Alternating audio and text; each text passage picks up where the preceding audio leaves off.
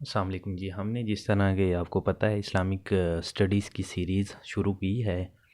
PPSC, FPSC, NTS के जो one paper की तैयारी जो बच्चे कर रहे हैं उनके लिए हमने स्टार्ट की हैं। पहले लेक्चर 1 और 2 रिकॉर्डेड हमारे यूट्यूब पे पड़े हैं, वो भी आप जाके देख लें, क्योंकि वहाँ पे हमने ना बेसिक से शुरू की है। अगर आप शुरू से स्टार्ट करेंगे तो मेरे ख़्याल में समझने में आसानी होगी। तो जिन्होंने वो लेक्चर देखे हैं तो आज हमारा तीसरा लेक्चर है, वो उनको समझने में आसानी होगी। और जिन्होंने नहीं देखे वो जाके पहले वो 2 लेक्चर देख लें और फिर ये तीसरा लेक्चर भी देख लें। ये भी हम यूट्यूब पे अपलोड कर देंगे। अच्छा जी, हम स्टार्ट करते हैं। पहले 2 लेक्चर्स में हमने पढ़ा था हज़रत इब्राहीम अलैहिस्सलाम से स्टार्ट की थी हमने सीरीज़। और जी हमने हज़ूर सल्लल्लाहु अलैहि वसल्लम के आबा व अजदाद के बारे में पढ़ा था।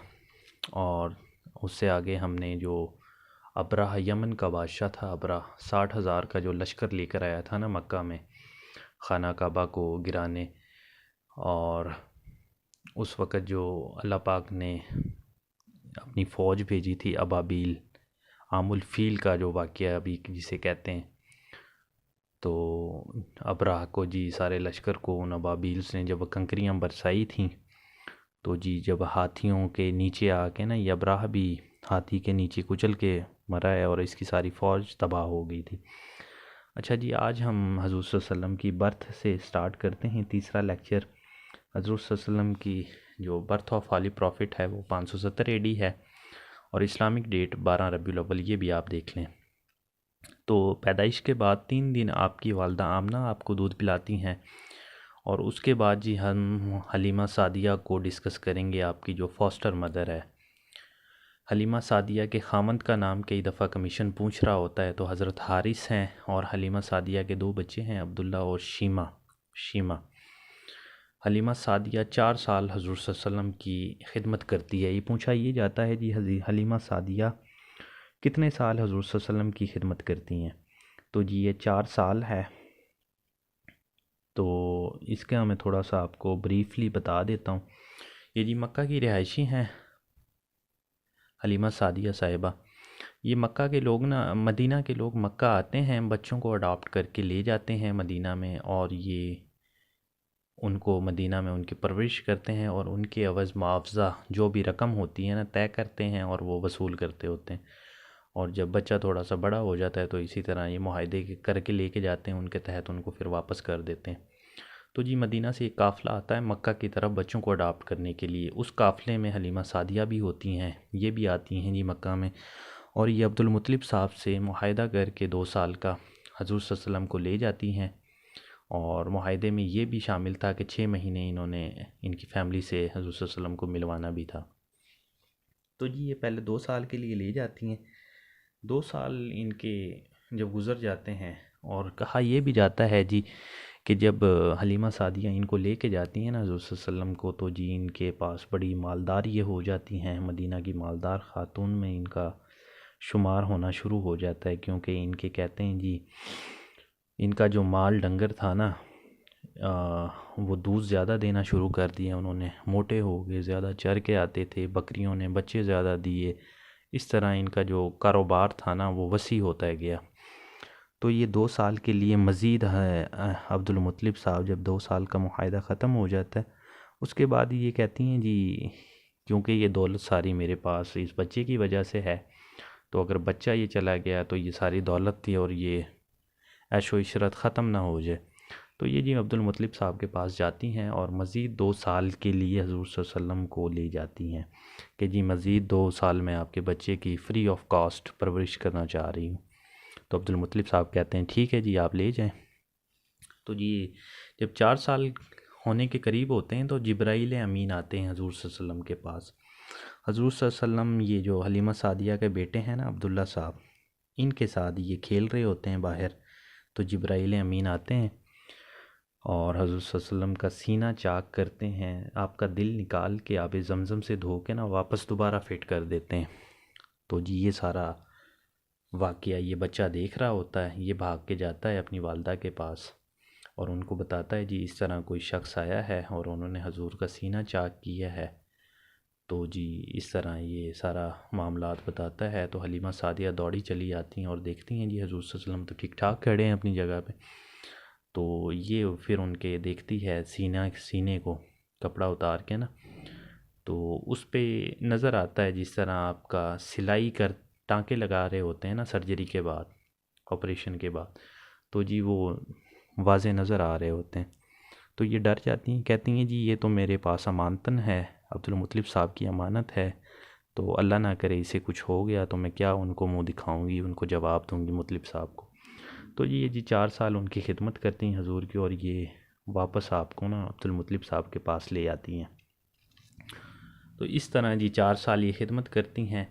उसके बाद जी जब ये मुत्तलिब साहब के पास आ जाते हैं तो हज़रत आमना आपकी जो रियल मदर है ना, वो फिर 2 साल आपकी परवरिश करती हैं। 4 से 6 साल, 2 साल आपकी परवरिश आपकी मदर करती हैं।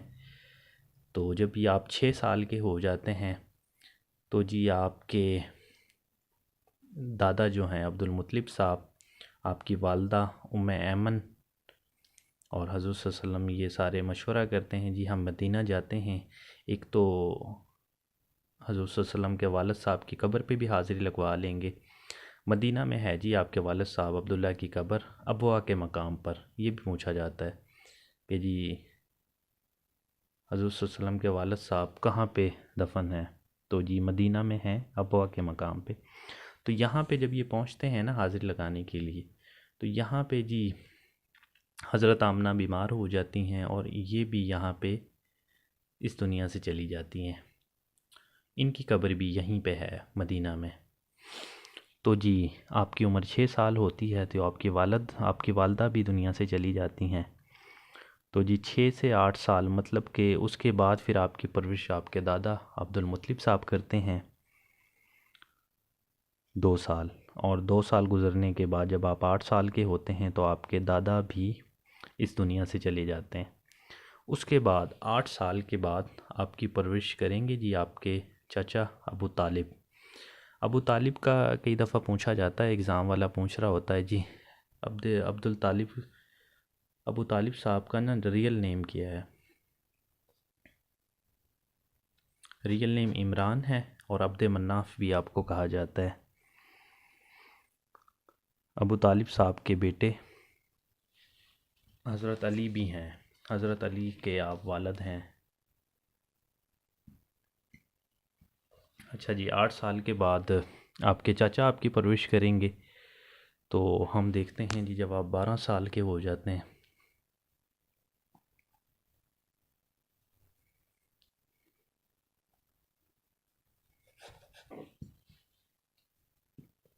तो 12 साल के जब आप होते हैं तो आपके चाचा तिजारत के सिलसिले में यहाँ पे मक्का से शाम जाते होते हैं जी, ये तिजारत के सिलसिले में। अच्छा ये भी कमीशन आपसे कई दफ़ा पूछ लेता है कि जी जब ये जो समर में मक्का वाले कहाँ पे तिजारत के लिए जाते थे, तो समर में ये शाम में जाते हैं तिजारत के लिए, और विंटर में ये जाते हैं जी मक्का वाले यमन में, यहाँ पे। ठीक है, तो विंटर में यमन में ये तिजारत के लिए जाते होते हैं और समर में ये शाम में तिजारत के लिए जाते हैं मक्का के लोग। ये भी लिख लें, ये भी कमीशन कई दफ़ा पूछ रहा होता है सवाल आपसे। अच्छा जी, तो आपके चाचा तिजारत के सिलसिले में मक्का से शाम की तरफ जाते हैं। जब आपकी उम्र 12 साल होती है तो आपके चाचा आपको भी साथ ले जाते हैं, कहते हैं जी ये बच्चा है तो आओ आपको भी, मैं इसलिए आपको लेके जाते हैं क्योंकि आपके आबाओ अजदाद तिजारत का काम करते हैं, तो जी ये ख़ानदानी पेशा है तिजारत का, तो आपको भी इसका इल्म हो जाए इस वजह से आपको साथ लेके जाते हैं। तो ये जब मुल्क के साथ शाम का सफ़र करते हैं हज़रत सल्लल्लाहु अलैहि वसल्लम अपने चाचा के साथ फ़ॉर ट्रेड के सिलसिले में जाते हैं, तो रास्ते में जी इनको एक ना राहिब एक इनको मिलता है रास्ते में। राहिब ईसाई होता है ये, इसका नाम होता है बहीरा। इसका असल नाम जर्जीस भी है।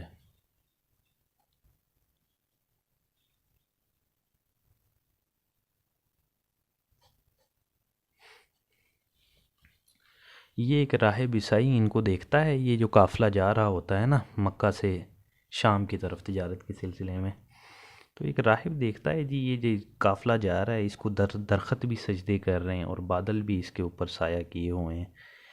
तो वो देखता है जी इसमें, वो जाके ना, वो जब ये सारी चीज़ें देखता है ना, तो वो जाके काफ़िले के लोगों से पूछता है जी, इस काफ़िले में एक बच्चा है, बल्कि सॉरी, वो पूछता है जी अहमद कौन है, इस काफ़िले में एक बच्चा है जिसका नाम अहमद है।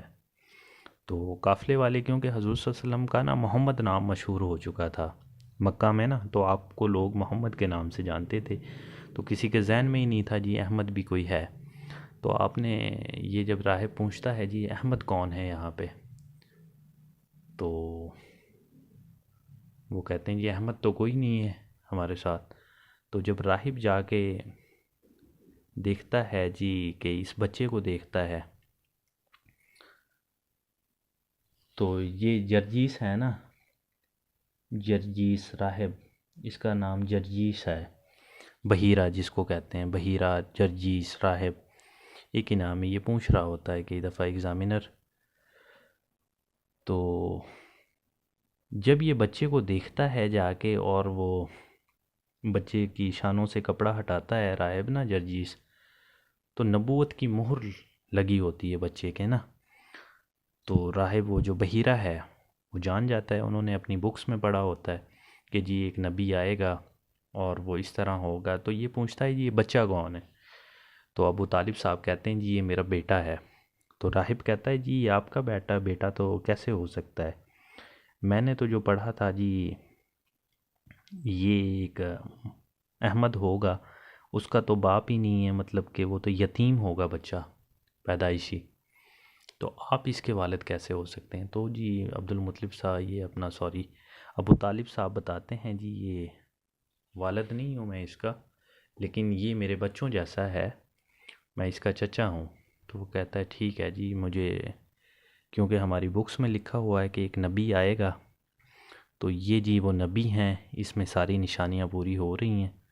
तो जी आप ऐसा करें कि इस बच्चे को आप यहीं से वापस ले जाएं मक्का में, आगे मुल्क शाम में ना लेके जाएं, क्योंकि वहाँ पे यहूदी हैं और अगर उनको पता चल गया है, उन्होंने क्योंकि हमारे ईसा अलैहिस्सलाम को भी नुकसान पहुँचाया था, तो आप इस बच्चे को ऐसा करें इधर से वापस ही ले जाएं, इसको मुल्क शाम में ना लेके जाएं। तो जी इस तरह पहली दफ़ा ये जो है ना जर्जीस हज़ूर सल्लल्लाहु अलैहि वसल्लम को नबूवत का जो है ना वो बताता है पहली दफ़ा कि जी ये नबी होंगे। तो जी आप इस तरह अबू तालिब साहब आपको वापस ले आते हैं मक्का में, तो जी आपको वहाँ पे बकरियाँ लेके दे देते हैं और आप फिर मक्का में बकरियाँ चराते हैं, और इस तरह किसी को कोई पहचान भी नहीं सकता, किसी के शानो गुमान में भी नहीं होता जी ये बकरियाँ चराने वाला भी नबी हो सकता है। तो उस टाइम आपकी उम्र जी 15 साल हो जाती है।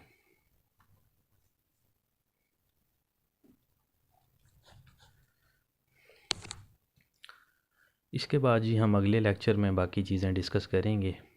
तो जी आपने को जो बच्चे मेरा लेक्चर देखते हैं वो मुझे बताएं जी, मैं कोशिश करता हूँ कि अपनी तरफ से ज़्यादा अच्छे तरीके से चीज़ों को आपको बता सकूं, लेकिन अगर फिर भी कोई गलतियाँ मुझसे हो रही हैं तो आप मुझे बताया करें कमेंट्स में, मैं मज़ीद उसको अच्छा करने की कोशिश करूँगा। जज़ाकल्लाह। फिर अगले लेक्चर में इंशाल्लाह मिलते हैं। अल्लाह हाफ़िज़।